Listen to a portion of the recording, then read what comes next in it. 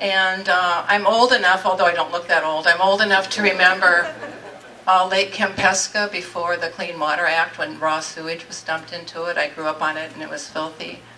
I remember the lakefront in Cleveland catching on fire. I remember smog days in LA when people shouldn't leave their homes. Right now the Sioux River is one of the dirtiest rivers in the upper Midwest.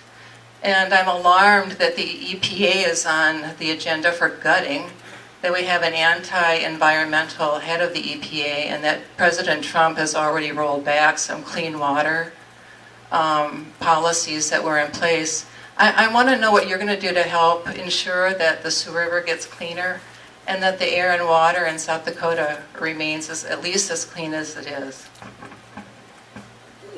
Thank you. I think that we're pretty blessed in South Dakota because we've got, I think, we're pretty, by and large, fairly pristine conditions in which to live relative to other places around the country. I will say, again, I think this all comes back, there's got to be some balance. The Waters of the United States regulation that was proposed by Gina McCarthy in the previous administration went too far.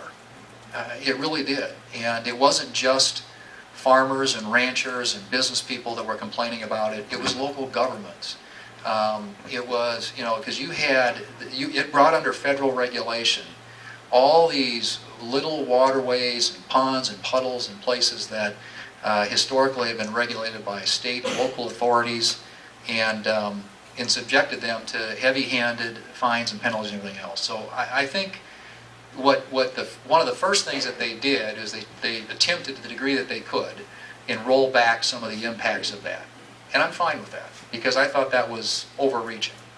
But I do think you have to keep these things in balance.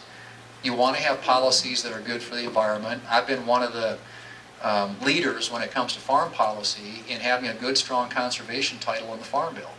Now, we did a lot of things in the last Farm Bill to promote conservation that made it more difficult for farmers to plow up ground that shouldn't be tilled in the first place, that's erodible.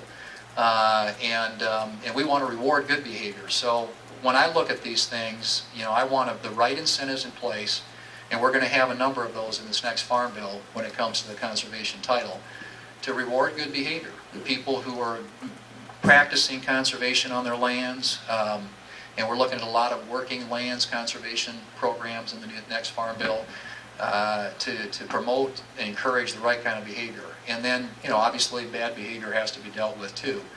But there are just some examples, and Waters of the United States was one of them, where they went too far. And when she came in and met with us, I'm a member of the Ag Committee, and I just told her, I said, you know what, if you would just listen to and consult with some of the people who are going to be impacted by this, you probably would have gotten a much better outcome to start with.